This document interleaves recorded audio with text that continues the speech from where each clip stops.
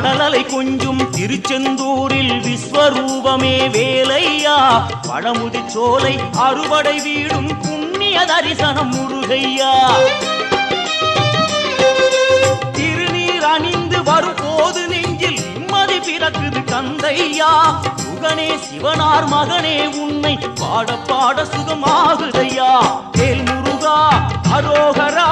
அரோகரா வேல் முருகா